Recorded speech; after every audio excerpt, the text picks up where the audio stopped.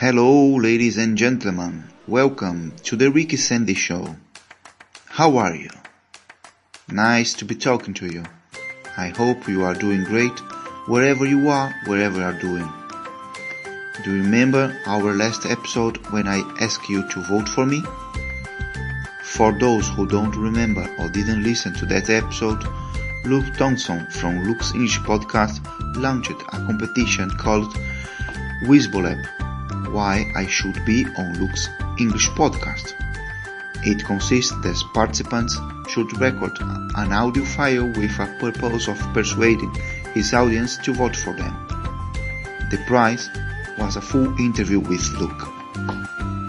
Do you remember that, ladies and gents? So, that competition has ended, and the results have come out. 101 candidates presented their recordings, and they really were brilliant. You should consider listening to all. They still worth your attention.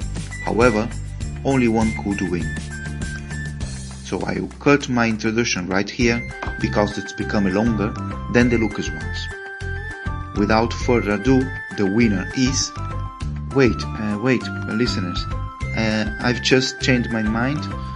So I'll play for you a chunk of Luke himself announcing the winner.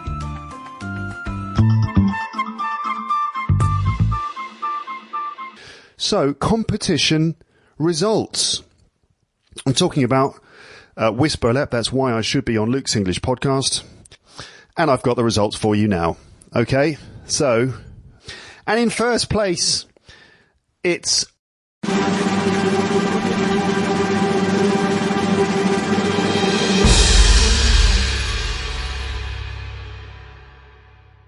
The Ricky Sendy Show, which I just thought was really funny.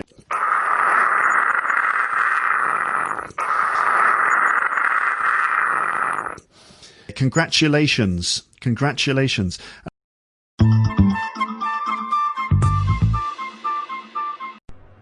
There you are. I won, ladies and gents. I'm so happy, guys.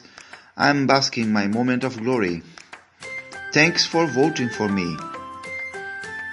In my last episode, I promised you guys I would have published an entire interview with Luke if I had won. So I will keep my word. Here's a whole conversation with teacher Luke.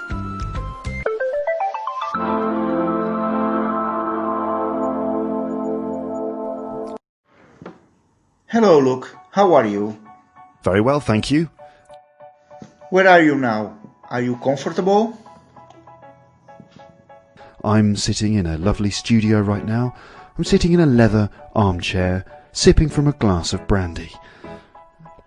I'm not wearing any trousers. Whoa. Please, go on. Everything's fine. Everything's under control. Everything's smooth because we're in the studio. Okay? Okay, Luke. So, before we go deep in the questions, I'd like to have a small talk with you, okay? Okay. So, how is the weather in Paris? Weather reports have shown that there's a high chance that it could literally start raining at any time. And the consequences of a rain shower on my new jacket could be devastating. That was weird. Here in Córdoba, we have a lovely and sunny day with no chance of rain at all. Anyway, moving on. Could you please introduce yourself for my listeners? I'm Luke and I'm from London, but at the moment I'm living in Paris and it's great. I'm really enjoying it. You know that originally I'm from England. I was born in a town just outside London and then I lived in West London for a long time. You have mentioned several times, Luke, you have lived in Warwickshire? Warwickshire. Oh yes, sorry, Warwickshire. Now you understand how Chinese people feel when you pronounce their places wrongly. Can you tell us why and when did you move to there, please? My dad was promoted in the 80s and he got a job in the Midlands, so we moved there to an area called Warwickshire, and we stayed there for many years. Have you enjoyed living in a quiet and peaceful British countryside, Luke? No, because let's be honest, it's pretty boring. Okay, don't worry, I won't tell your parents. After having moved to Warwickshire, what did you do? I went to university in Liverpool and I lived there for 4 years, and then I moved back to Warwickshire, back with my parents, and that's when I decided to become an English teacher. I'd finished university and I was working in a pub and not really going anywhere, and in fact at that time, as well as studying at university and college, I'd also been playing in lots of bands over the past few years, but it hadn't really worked out, so I needed to think of something to do. I ended up deciding to become a TEFL teacher. Hold your horses. Wait a minute, Luke, please. My audience may not know. What does TEFL teacher mean? Teach English for losers? Or something like that? TEFL, that's teaching English as a foreign language. Ah, okay, I see. So this is when you decided to work as an English teacher in Japan, right? Alright, yeah, alright. I decided that in 2001, and then I went to Japan, and I lived there for 2 years. That was an awesome time. I had loads of really cool experiences and met loads of people, but I didn't really want to get stuck there, okay? Like, what can happen sometimes is when you go to a foreign country and you live there for a long time, especially somewhere as different as Japan, there's a danger that you kind of get stuck there because you really get used to living there. So I didn't want to get stuck there. I was keen to get back to my home country. So I moved back to London after a couple of years. When did you have the brilliant idea to launch your own podcast? What was your initial idea? It was while I was living in London, in fact, that I came up with the idea to launch an amazing podcast for learners of English that would save the world from the forces of evil. And that's when I created the now legendary Luke's English Podcast, and a new cult of language learners was created. Well, I must reckon that the podcast is a huge success. However, it's far from saving the world from the forces of evil, don't you think? Who knows, maybe the community of listeners will one day rise up and just speak really fluently and then give everyone free ice cream sandwiches. Wow, that idea is fantastic. Let me know when the sandwiches are ready, okay? Okay. I'm totally in. It's just a dream, maybe, but who knows, it might just happen. What have you been doing recently? I've been to loads of bars and loads of restaurants, and I've tried lots of delicious French wine. So, sorry to interrupt you, Luke, right. but this is exactly that I was expecting from you. This is what I expect from British lads, you know? Pubs in Spain are always crowded with British people. Do you remember when we visited a French cellar? Yes. There were many specialists talking bollocks about smelling fruit accents, moving stylish their glasses. This was so posh.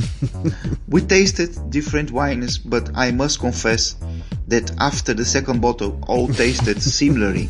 And the thing you should do when you're tasting wine is you kind of, you go through this ritual of like moving the wine in the glass and smelling it and taking a sip, and then you have to talk about the quality of the wine. You go, yes, yeah, I'm getting banana, I'm getting chocolate, I'm getting a hint of ginger in there as well. You have to kind of talk bollocks about the wine. Apart of getting drunk every now and then, what else have you done? So I've done quite a lot of things here. I've been doing lots of comedy as well. Obviously, there's a little English language comedy scene here in Paris, so I've been getting quite a lot of stage time, and I've been doing lots of gigs. And I've been working at the university. Talking about comedy, what's your favorite gig ever? Definitely the Russian joke. Oh no, don't tell that joke, please.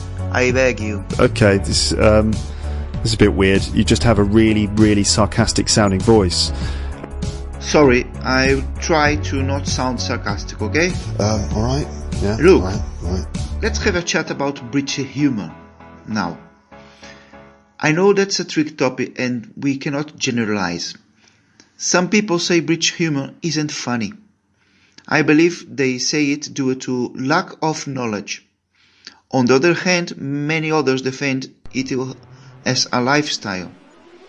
If you ask me about the difference between how Brits and Americans face it, I would say that Brits like normal people in funny situations, while Americans like funny people in normal situations. What do you think about this topic? Basically, what is British humour is the question. And my first point is that it doesn't exist.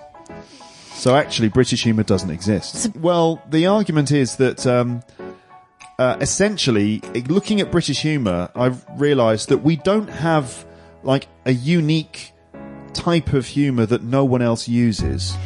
Well, it's kind of a rhetorical question or a rhetorical statement or something. I mean, obviously there is such a thing as British humour, because otherwise I'd have nothing to talk about. But by saying that there's no such thing, what I mean is that we don't have any distinct forms of humour that other people don't have.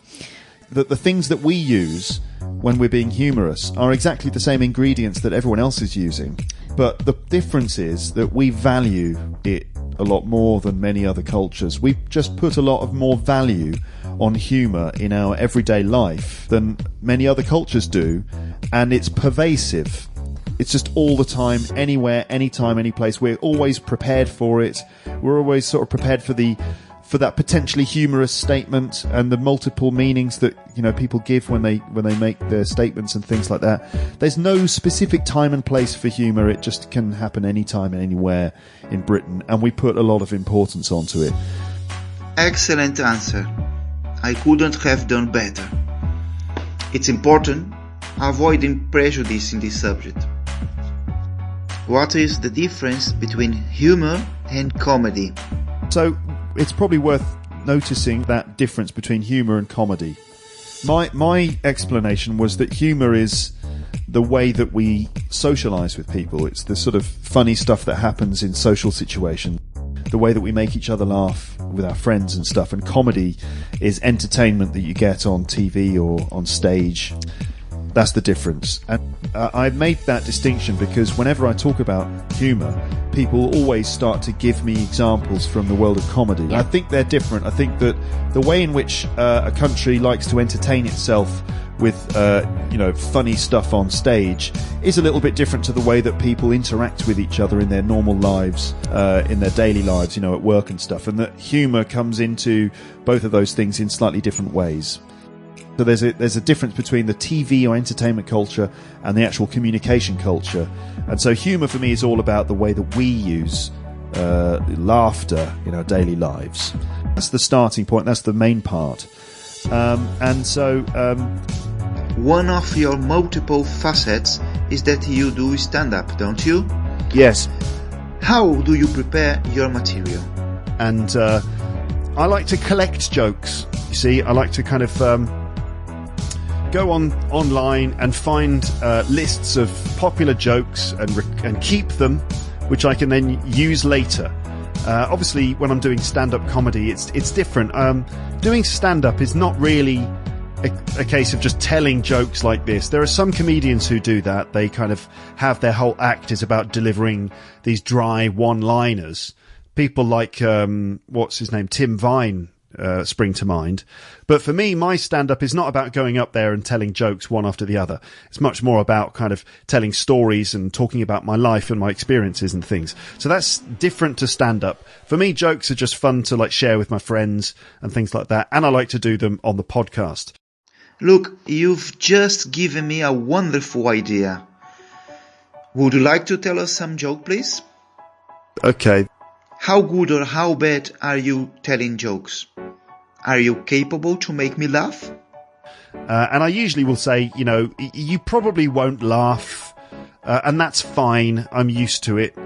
And then I tell the joke, and of course, maybe one or two of them will laugh because they get it, but then it's sort of, I have to explain it, which would be awkward, but I mean, I've done it so many times now that it's not really awkward anymore, having to explain a joke that I've taught. I mean, it's not awkward anymore. There have been awkward moments. Okay, so feel free to tell us some dad joke. I promise you my audience will love to hear jokes from you. And it's okay if some of them became awkward. Maybe these jokes will die a death if I have to explain them. Okay, I don't mind. Please, go ahead. Here we go. So, joke number 1. I wasn't originally going to get a brain transplant, but then I changed my mind.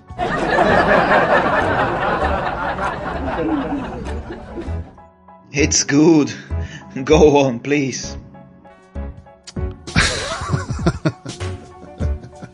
Okay, let's keep going. Number 2. No laughter. Did you hear about the guy who cut his whole left side off? He cut the entire left side of his body off. Luckily, he's all right now.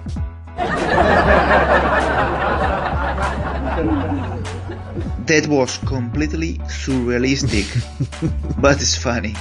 Come on, the last one, please. Number 3. I would tell you a chemistry joke, but it would probably get no...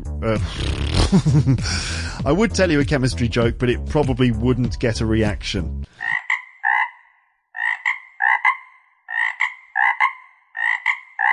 Oh no, that was terrible. Some listeners couldn't have caught it. Could you explain that, please? So to get a reaction, meaning like to get a chemical reaction. When you're doing chemistry experiments, you're hoping to get a reaction, right? You're mixing chemicals together and stuff, and you're hoping to get some sort of chemical reaction. So I would tell you a chemistry joke, but it wouldn't get a reaction, meaning you wouldn't react to my joke. Okay, so it's really the double meaning of to get a reaction. You are right. I didn't react to this. Okay, I have one. It's terrible, but I will tell you it anyway. I've tried eating a clock, and it was very time consuming.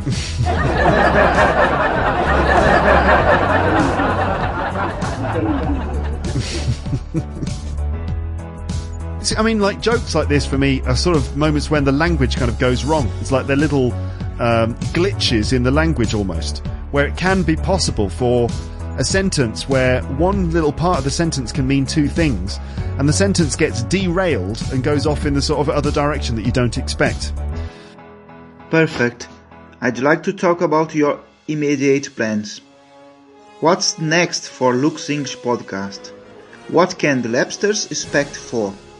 So, what do you predict for the next year in terms of professional career?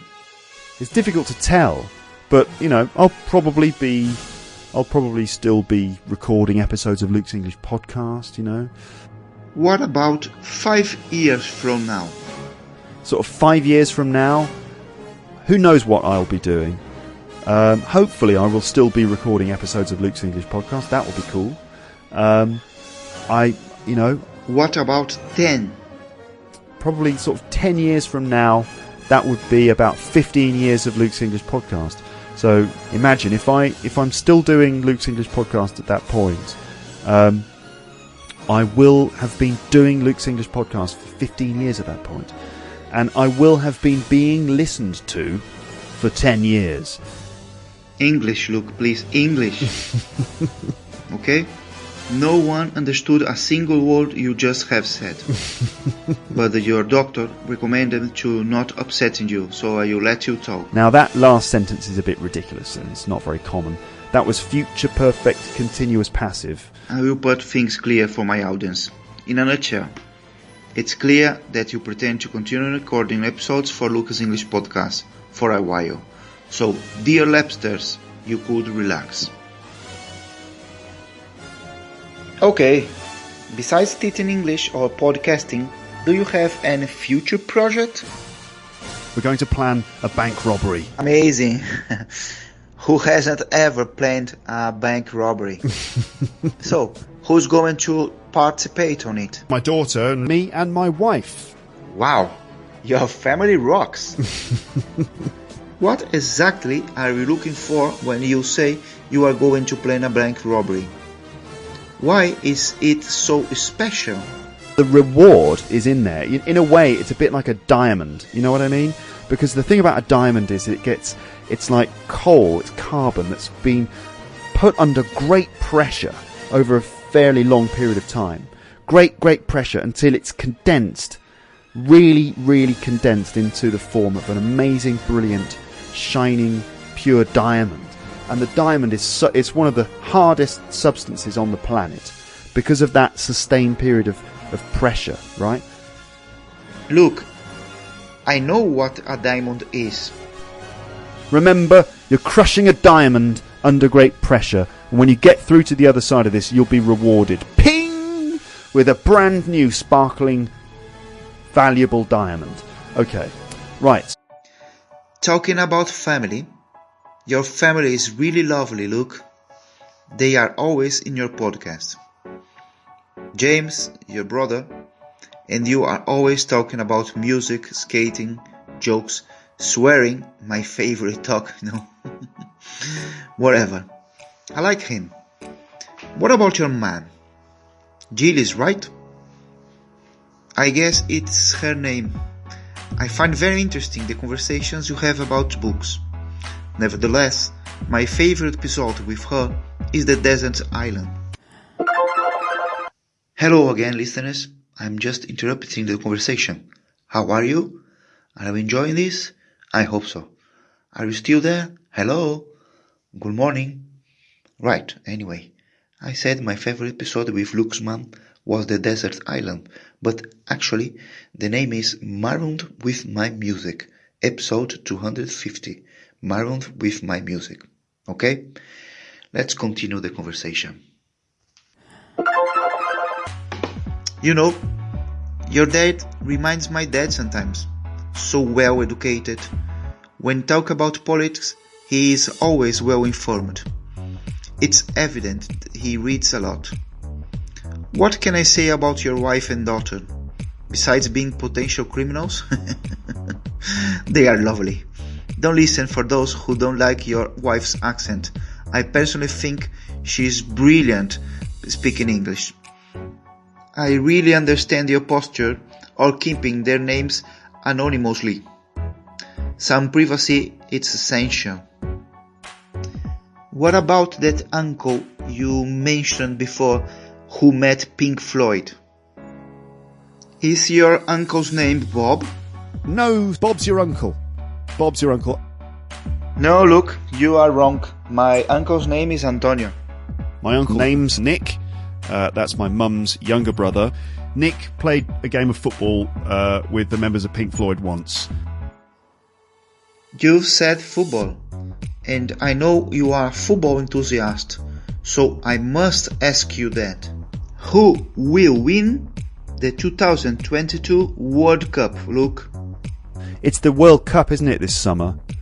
So that's interesting to see what's going to happen there. England will probably win, We'll probably win. We'll probably just go in there and beat everyone, including Brazil, somehow. Are you sure? Would you bet €1,000 on it? Don't count your eggs before they hatch. Obviously, I'm joking.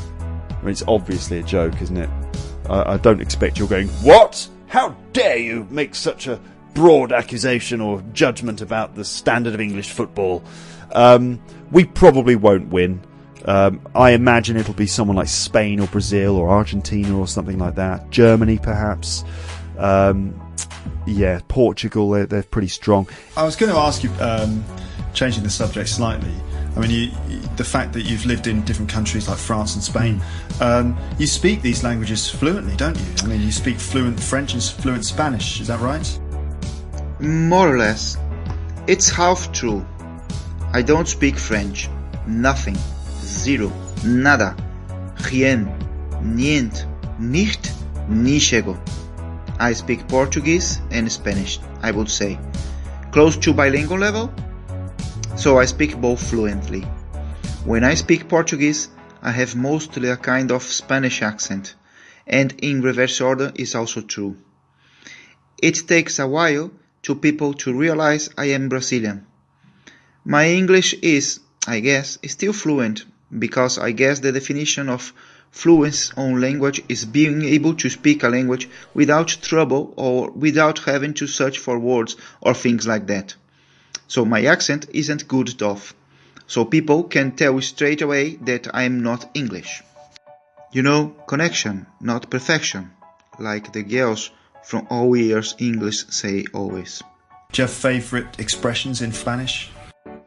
Yeah, I have an expression in Spanish, which the equivalent in English is "it pisses me off", which is a strange expression. What does that mean?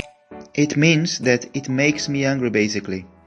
So, in English, for some reason, we say "it pisses me off". Really pisses me off when people bump into me on the metro. Exactly.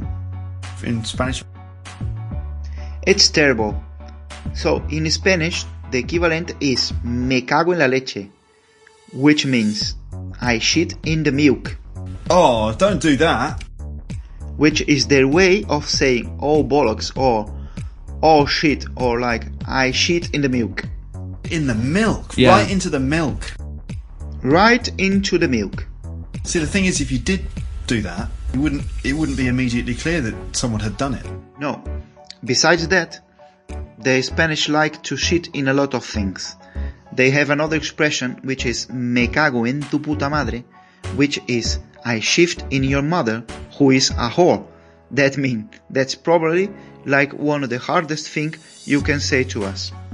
So that can be said in a nice way. Hey, I shit in your mother. Me cago en tu puta madre, tío. And if you say de puta madre, something can be of the mother who is a whore. So in Spanish, you could say this beer that I currently drinking as de puta madre. This is of the mother of a whore? Of the mother who is a whore, or mother whore, which means it's amazing. It's kind of like in English when you say it's the shit, the dog bollocks. Yeah, that's bollocks, mate. Look, after listening to your episode 420, Anyone Fancy a Brew? Let's have a nice cup of tea. I started to prepare myself a proper English tea. Actually, I'm having a PG tips right now. Do you prefer tea or coffee? Normally I drink tea, but more recently I've been drinking coffee, and it does have a slightly different effect on me. I've had probably about 9,000 cups already today, which is nearly my limit, I would say. Coffee is also my cup of tea. I'm kidding.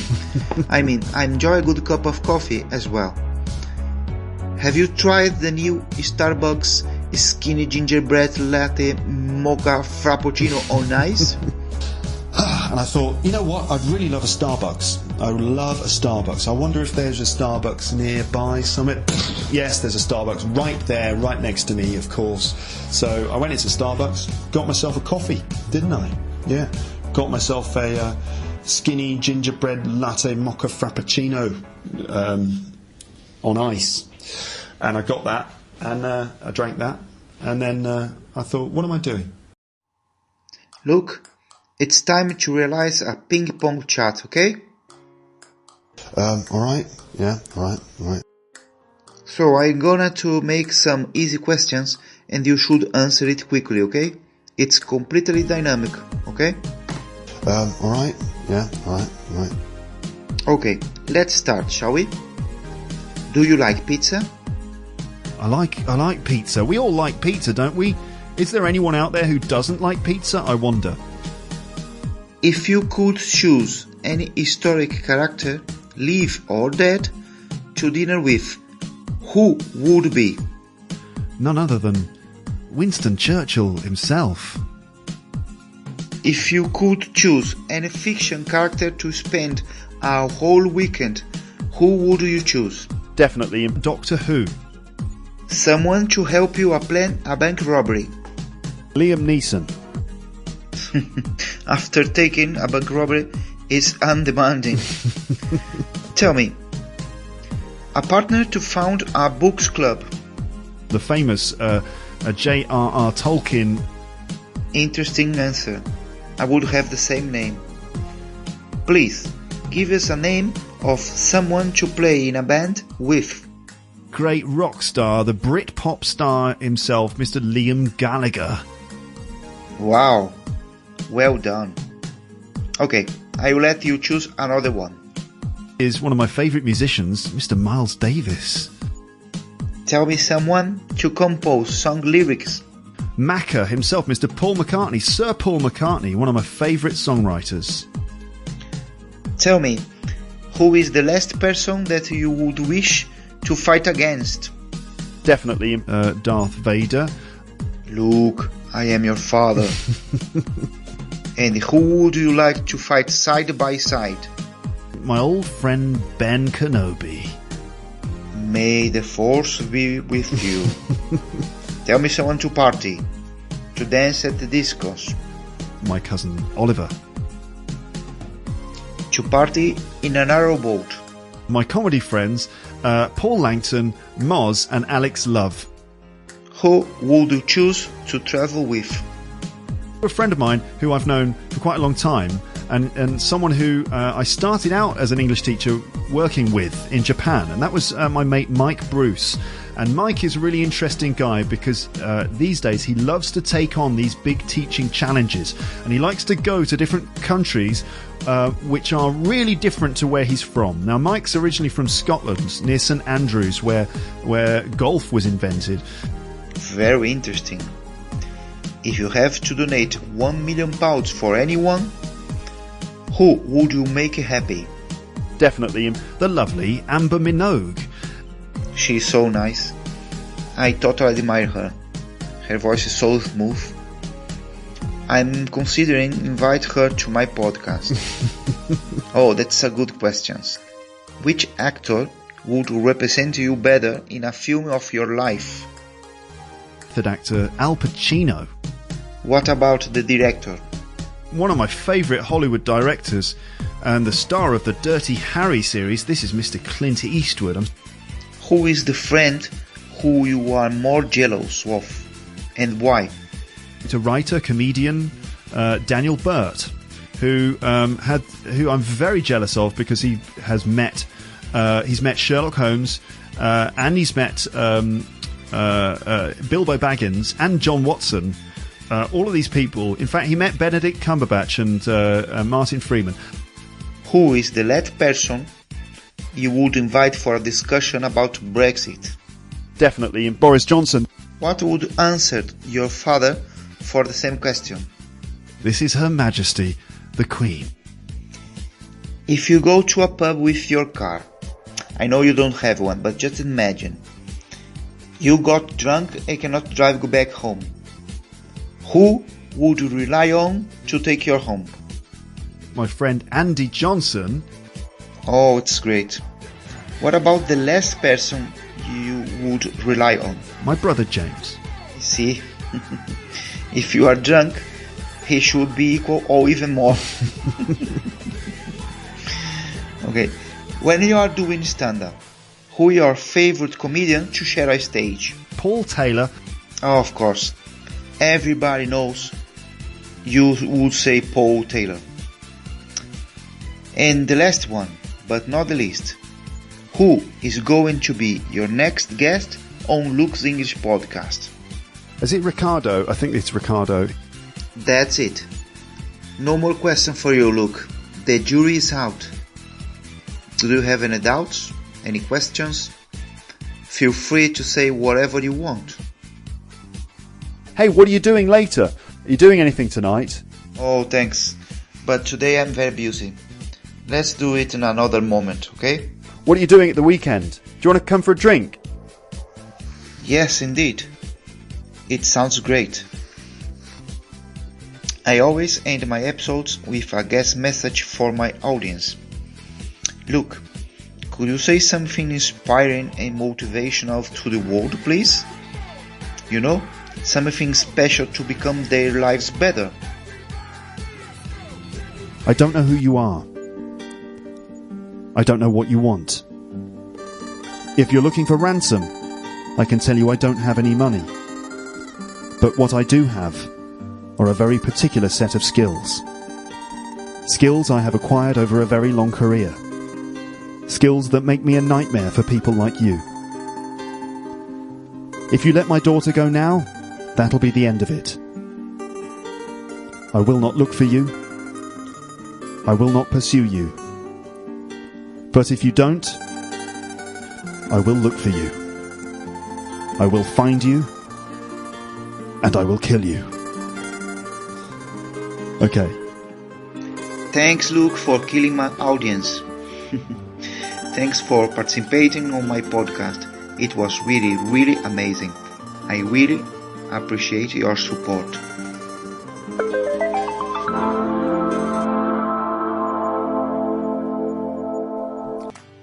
That's all, guys. Thank you very, very much for listening to this episode.